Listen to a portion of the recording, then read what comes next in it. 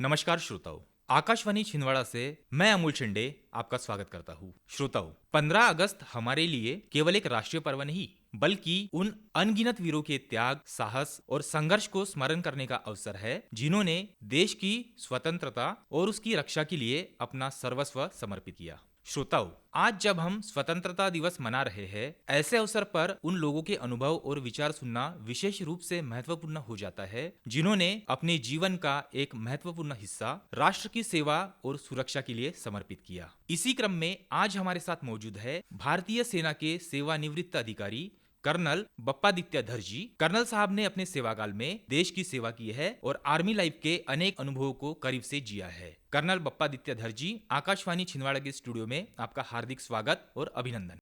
सबसे पहले मैं आभार व्यक्त करता हूँ जी। जी आपने मुझे इधर बुलाया, सम्मान दिया है। सारे श्रोताओं को भी मेरे तरफ से जय हिंद बोल करके उनका स्वागत करता हूँ। जी कर्नल साहब, बातचीत की शुरुआत हम आपकी आर्मी जर्नी से करना चाहेंगे। एक युवा के रूप में सेना में जाने का विचार आपके मन में कैसे आया और आपकी यह यात्रा किस तरह शुरू हुई? आर्मी करियर मेरे लिए अचानक एक हादसा के रूप से हुआ था। पहले मेरा इसमें आर्मी में ज्वाइन करने का पहले कोई विचार नहीं था। जी। जब पढ़ाई जहाँ से किया था, जिस इंस्टीट्यूट से पढ़ाई किया था, उसके बाद में देश सेवा के लिए तो मैंने हमेशा ही सोचते थे मैं कुछ करूं, लेकिन पहले सोचा था मैं राजनीति के थ्रू कुछ करूं। जी। और मेरा जब एमएससी पढ़ाई करते समय मैं युवा राजनीति में ज़्यादा सक्रिय थे। बाद में मैं पहुंच गया था मुंबई में टाटा सामाजिक संस्था से, उधर से पढ़ाई किया था टीआईएसएस से। जी। और अचानक मेरा एक भाई का निधन हो गया था और बहुत सदमा में मैं था। और इसके बीच में मैं दो बार आर्मी में सिलेक्ट भी हुआ था। जी। लेकिन मैं इसको जस्ट सोचते थे हाँ मैं क्लियर कर लिया सबके बीच में, तो मुझे अच्छा लगता था। बट आर्मी में ज्वाइन करने का मेरा प्लान नहीं था। पर उस समय फिर मेरे दिमाग में आया और मेरा जो एचओडी था जी। उसने बताया जी आप ऐसे कोई संगठन में जाओ जो आपका देश सेवा का मौका भी देगा और अपने इस सदमा से दूर हो जाओगे। तो मैंने ये सुन करके मुझे थोड़ा सा अजीब लगा। और उस समय मैं सिलेक्ट भी हुआ था भोपाल गैस ट्रेजेडी में। उस समय मैं रिलीफ और रेस्क्यू वर्क में व्यस्त थे। जी। फिर मैंने उधर से फिर आर्मी का देखा, जो काफ़ी कॉल लेटर भी पड़ा हुआ है, फिर आर्मी में ज्वाइन किया। तो एक इत्तेफाक से रूप से मैं ज्वाइन कर लिया। बट उसके बाद 1985 से 2017 तक जी। मुझे कोई रिग्रेट करने का मौका नहीं मिला। जी। कारगिल लड़ाई में भी पार्टिसिपेट किया हूँ। हाँ। तो ऐसे ही मेरा करियर चलते रहेगा काफ़ी लंबा दौर तक, 33 साल तक। जब आपने पहली बार आर्मी की यूनिफॉर्म पहनी, उस समय आपके मन में क्या भावनाएं थी? यूनिफॉर्म पहनना और यूनिफॉर्म छोड़ना जी। दोनों में एक अजीब टाइप का महसूस होता है। एक गर्व का महसूस होता है। जी। और मुझे लगा मैं सबसे अलग हूँ। और ये बहुत ही गर्व का बात होता है। कोई भी जो यूनिफॉर्म पहनते हैं उस दिन उसके लिए बहुत महत्वपूर्ण होता है। उस समय एक फीलिंग आता है कि मेरा जीवन अभी खाली मेरा नहीं है, जी। ये सबके लिए है। सर, आपके लंबे आर्मी करियर में ऐसा कौन सा अनुभव रहा जिसे आप आज भी सबसे ज्यादा याद करते हैं? एक्चुअली कोई भी जो आर्मी में ज्वाइन करते हैं उसका काफ़ी सारे मेमोरेबल मोमेंट्स होता है, लेकिन उसके अंदर सबसे ज़्यादा मुझे याद आता है जब मैं पोस्टिंग होने के बाद में फर्स्ट पोस्टिंग में मैं नागालैंड में पोस्टेड हुआ और उधर में काफ़ी वो सब चल रहा था।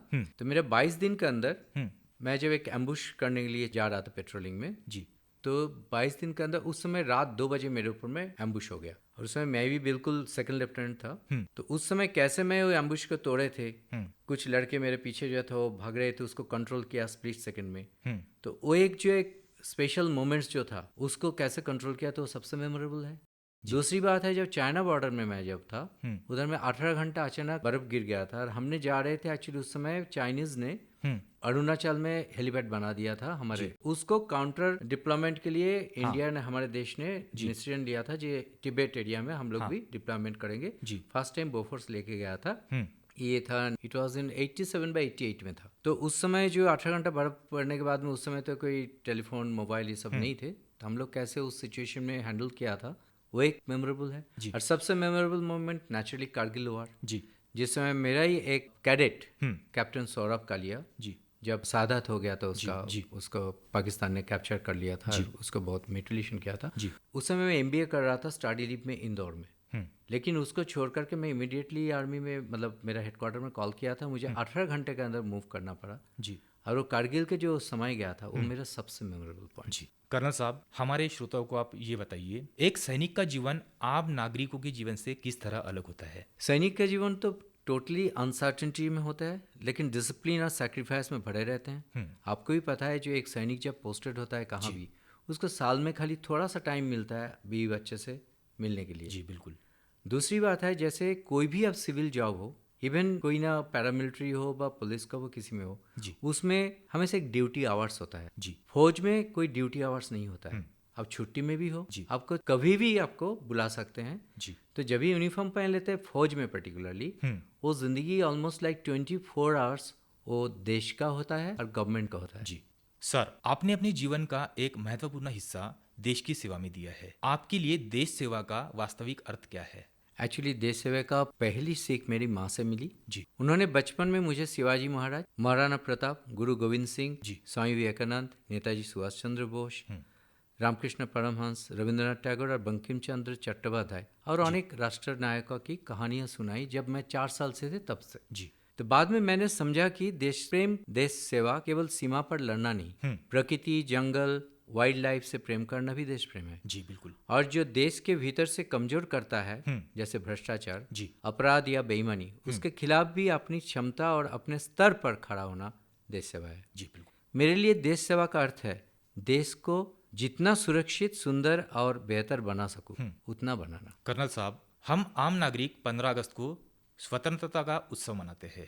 एक सैनिक इस दिन को किस नजर से देखता है? एक सैनिक के लिए 15 अगस्त केवल सेलिब्रेशन नहीं है, जी ये उन स्वतंत्रता सेनानियों और सैनिकों का याद करने का दिन है जिन्होंने देश के लिए अपना सर्वस्व दिया है। स्वतंत्रता हमें मिली है, जी। लेकिन उसकी रक्षा करना हर पीढ़ी की जिम्मेवारी है। जी बिल्कुल। सर, आपने बहुत सारे वर्ष आर्मी में अपनी सेवाएं दी है। क्या आपको आर्मी सर्विस के दौरान कोई ऐसा इंडिपेंडेंस डे याद है जो आपके लिए विशेष या भावुक कर देने वाला रहा हो? बिल्कुल, आपको याद होगा 26 जुलाई आपका कारगिल का लड़ाई समाप्त हो गया था, और मेरे लिए सबसे यादगार है 15 अगस्त 1999, ऑपरेशन विजय 26 जुलाई के बाद। उस समय चारों तरफ युद्ध के निशान थे, पूरा कारगिल एरिया में तहस नहस हो गया था। जी हमने देखा था कि दुश्मन ने हमारी जमीन पर घुसपैठ की थी और हमारे सैनिकों ने अपना जीवन दांव पर लगाकर उसे वापस खदेड़ा। जब कारगिल के धरती पर उस दिन तिरंगा लहराया तो मन में पहली बार बहुत गहराई से लगा, हाँ, हमने सचमुच अपने देश के लिए कुछ किया है। वो मेरे लिए कोई सामान्य इंडिपेंडेंस डे नहीं था, वो देश सेवा के अपनी आंखों से महसूस करने का दिन था। सर, अभी मैं आपसे पूछना चाहूंगा, आर्मी ने आपके व्यक्तित्व को किस तरह बदला? ऐसी कौन सी सीख है जो आर्मी से मिली और आज भी आपके जीवन का हिस्सा है? आर्मी ने मुझे केवल सोल्जर नहीं बनाया, बल्कि कठिन परिस्थितियों में हिम्मत से जीना सिखाया। जब मैं 23 वर्ष का था, मैं पहले बोल चुका हूँ, मेरे 21 वर्षीय छोटे भाई का निधन हो गया था, और उसके बाद में मैं इतने सदमा में चला गया था जिसको बोलते हैं एक्यूट डिप्रेशन। और उस समय आर्मी में जो ट्रेनिंग ज्वाइन किया था, उस कठिन जो ट्रेनिंग के दौरान के समय मुझे उस सदमा से बाहर मैं आ पाया। जी खाली ये नहीं, इवन कुछ साल पहले मेरा एक 29 साल के भतीजा, जो मैंने उसको अपने पास में रख करके लॉयर बने थे, उसने भी एक स्पेशल हादसा में गुजर गए थे। तो ये जो पर्सनल दुख दर्द से भी निकालने के लिए जो मुझे एक शक्ति मिला है, मैं सोचता हूँ जो आर्मी का जो डिसिप्लिन, आर्मी का जो एक स्पेशल ट्रेनिंग जो मुझे मिला था, तो मैंने देखा हूँ हर परिस्थितियों में मैंने उभर करके आ पाया, क्योंकि आर्मी ने मुझे एक सख्त समर्थ एक इंसान बनाया। सर, क्या आपको लगता है कि आर्मी की डिसिप्लिन, टीम वर्क और लीडरशिप की सीख सामान्य जीवन में भी सफलता के लिए उतनी ही उपयोगी है? बिल्कुल। आर्मी एक मुझे सिखा कि लीडरशिप केवल आदेश देना नहीं होता है। असली लीडर वो है जो कठिन समय से आगे खड़ा हो, जी जिम्मेवारी ले और अपनी टीम को साथ लेकर चले। ये पहला बार मुझे महसूस हुआ जब से आपको बोला था, जो 22 दिन के अंदर मेरे ऊपर रात 2 बजे अटैक हुआ। ये बहुत कठिन परिस्थिति, एक तरफ खाई था, एक तरफ पहाड़ था, एक क्लासिक एम्बुश था। और उस समय मैं पहले बार महसूस हुआ मेरे बिना मतलब टीम खत्म हो जाएगा। जी और ये चीज़ मैं देखा हूँ, जो आपने भी शायद ऑब्जर्व किया होगा, जो आर्मी एक ऐसे ऑर्गेनाइजेशन है जी जहाँ मतलब आर्मी का लीडर हमेशा सामने रहता है, बिल्कुल। और सामने रह करके दुश्मन का जो भी परिस्थिति है, इवन अपने जो नॉर्मल टाउन पे मेजर उन्नीकृष्ण का आपको शायद याद होगा, जब कसाब और उसके साथियों मिलकर के ताज में अटैक किया, इवन उस सिचुएशन में शहीद हुआ था कौन? मेजर उन्नीकृष्ण, जो बिल्कुल सामने रह करके एक बुलेट लेना, ये मतलब ये चीज़ आर्मी का सारे लीडर्स ने दिखाया भी। जी सर, अभी मैं थोड़ा चर्चा को दूसरी ओर लेके जाता हूँ। आज के युवाओं में आप कौन सी खूबियां देखते हैं और किन क्षेत्रों में उन्हें और बेहतर करने की जरूरत महसूस होती है? मेरे लगता है कि आज के युवाओं में टैलेंट बहुत है, एनर्जी है, टेक्नोलॉजी भी बहुत अच्छी समझ है। मेरी सलाह केवल इतनी है कि वो पेशेंस, डिसिप्लिन और कंसिस्टेंसी के साथ अपने ताकत बनाए। और कुछ युवाएं जो है, जो एक हमारे एक बहुत बड़े समस्या है अभी, जो ये जो नशा नासा की तरफ जो बहुत लोग जा रहे हैं, जो हमारे समय एक टैबूज था, ड्रिंकिंग करना भी एक टैबूज था, जी। अभी एक सोशल ड्रिंकिंग के नाम से वो सब बहुत चल रहा है। गुटखा, तम्बाकू, ये सब बहुत चल रहा है। तो मैंने कहूँगा जो इंस्टेंट सक्सेस के बजाय पहले उन्होंने अपना डिसिप्लिन के साथ में उसका शरीर की भी चर्चा करे, मन को भी स्ट्रांग करे, नशा मुक्त हो और बहुत अच्छे से ज़िंदगी बिताए। मेरा लगता है हमारा देश और भी बहुत आगे बढ़ेगा। जी बिल्कुल। सर, जो युवा डिफेंस सर्विसेज में अपना करियर बनाना चाहते हैं, उन्हें आपकी क्या सलाह होगी? देखिए, यूनिफॉर्म को ग्लैमर देख करके डिफेंस सर्विस में ना आए, जस्ट एक नौकरी के रूप से नहीं आए। उसके पीछे रेस्पॉन्सिबिलिटी, डिसिप्लिन और सैक्रिफाइस है। जी। फिजिकल फिटनेस के साथ मेंटल टफनेस, कैरेक्टर और देश के प्रति कमिटमेंट बहुत ज़्यादा ज़रूरत है। बहुत लोगों ने सोचे थे जो अग्निवीर शायद अच्छा सैनिक नहीं बन पाएंगे, लेकिन अभी पिछले जो आपका जो सिंदूर हुआ था उसमें ये प्रूव हो गया जो आर्मी ने ऐसे उनको ट्रेनिंग दिया। इवन वो 4 साल वाले सैनिकों ने भी बहुत अच्छा कार्रवाई करके दिखाया। जी। तो जो शायद सोचे थे मैं नौकरी के लिए जा रहा हूँ, वो भी एक अच्छा सोल्जर बन पाए। जी बिल्कुल। सर, अगर कोई युवा आज से अपने जीवन में आर्मी जैसी डिसिप्लिन लाना चाहता है तो उसे किन बातों से शुरुआत करनी चाहिए? सबसे पहले वो समय का सम्मान करे, अपने शरीर और मन को डिसिप्लिन रखे और जो भी जिम्मेवारी लिया, जी। एक प्लम्बर भी हो, कि एक इलेक्ट्रिशियन हो, व एक टेक्नोलॉजिस्ट मतलब सॉफ्टवेयर इंजीनियर हो, व एक डांसर भी हो, एक कोरियोग्राफर हो, जी। सबसे पहले वो जो जिम्मेवारी लिया है उससे पूरा करे। कर्नल साहब, आपके अनुसार एक मजबूत और विकसित भारत के निर्माण में आम नागरिक की क्या भूमिका होनी चाहिए? भारत केवल तो सरकार या सेना से मजबूत नहीं बनेगा। हर नागरिक का अपने काम पे ईमानदारी होना चाहिए, कानून को सम्मान करना चाहिए, भ्रष्टाचार को विरोध करना चाहिए। भ्रष्टाचार हमको खोखला बनाते जा रहा है, और समाज तथा प्रकृति के प्रति भी जिम्मेवार होना चाहिए। बिल्कुल। सर, क्या देशभक्ति केवल सीमा पर देश की रक्षा करने तक सीमित है या एक आम नागरिक भी अपने दैनिक जीवन में देश की सेवा कर सकता है? हर एक नागरिक से ही तो देश बनता है। मैंने यूनिफॉर्म में देश की सीमा की रक्षा की, लेकिन मेरे लिए देश सेवा वहाँ खत्म नहीं हुई। जी। तो हर नागरिक का ये जिम्मेवारी बनता है जो जहाँ जिस क्षेत्र में है अपने जिम्मेवारी पूरा कर ले। अपने जो लोकल एरिया में उसको सोचे, बड़े बड़े खबर बाहर के इधर का खबर जान करके उसके कुछ नहीं होगा। जी। उसका अपने लोकल एरिया में जिम्मेवारी ले।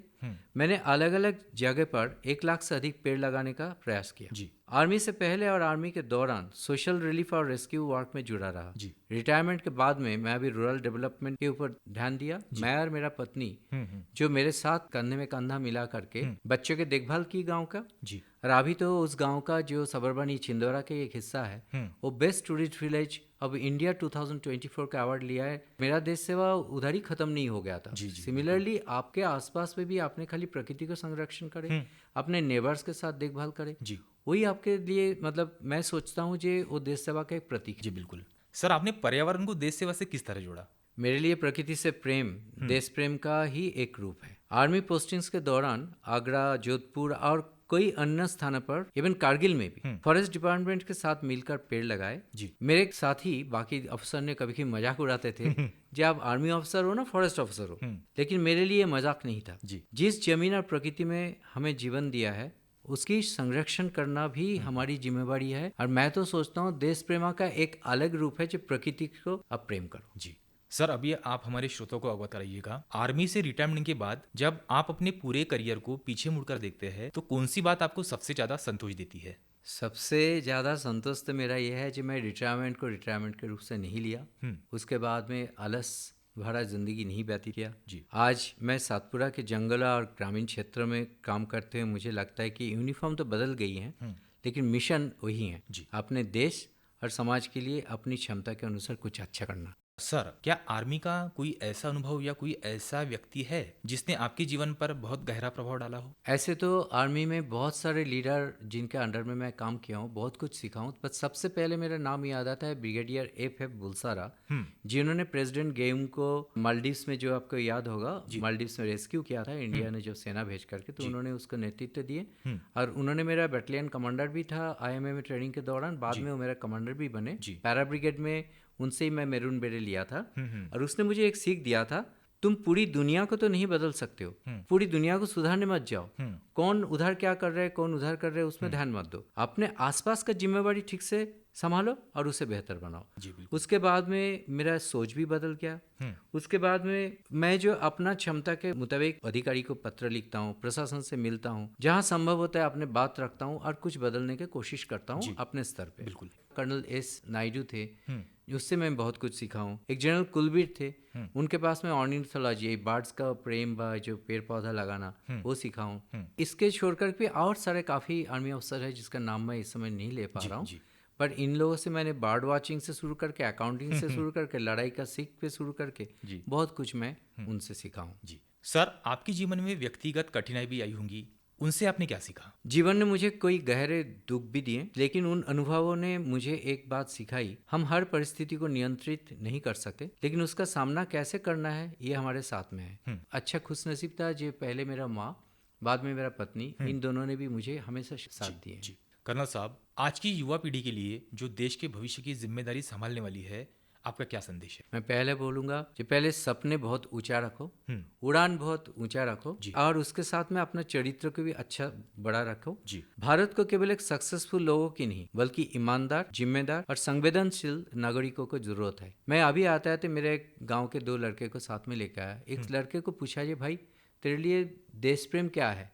कुछ बोल ही नहीं पाया। कंटिन्यूसली मुझे 1 घंटे में उसका सफर के दौरान पूछा क्यों नहीं बोल पा रहा, हाँस क्यों रहे? तो उनका एक्चुअली लोगों के मन में है ही नहीं जो देश प्रेम क्या है, देशभक्ति क्या है। तो आज के दिन में मैं पूछूंगा 15 अगस्त के दिन में कि सभी ने एक बार तो झांक के देखे देश प्रेम क्या कहते हैं। आप जैसे अपने पत्नी से प्रेम करते हो, माँ बाप से प्रेम करते हो, बच्चे को प्रेम करते हो, कभी क्या आपने सोचते हो देश प्रेम क्या है, देश को कैसे प्रेम करना चाहिए? तो मैंने सबको बोलूंगा जी भाई पहले अपने एक बार तो कम से कम अपने को पूछो देश प्रेम मेरे लिए क्या है और मैं उसके लिए क्या करने के लिए तैयार हूँ। सर, अभी हम कार्यक्रम के उत्तरार्ध में हैं। मैं जाते जाते आपसे पूछना चाहूँगा, 15 अगस्त के इस पावन अवसर पर हमारे श्रोताओं और समस्त देशवासियों के लिए आपका संदेश क्या होगा? मैं सभी श्रोताओं को मेरा नमन करते हुए मैं यही बोलना चाहता हूँ, जो एक्सेलेंस के साथ में जहाँ भी जाते हैं इंटीग्रिटी को कभी मत छोड़िए। और स्वतंत्रता दिवस हमें केवल यही याद नहीं दिलाता कि हम स्वतंत्र हैं, ये भी याद दिलाता है कि इस स्वतंत्रता को पीछे कितने लोगों का बलिदान है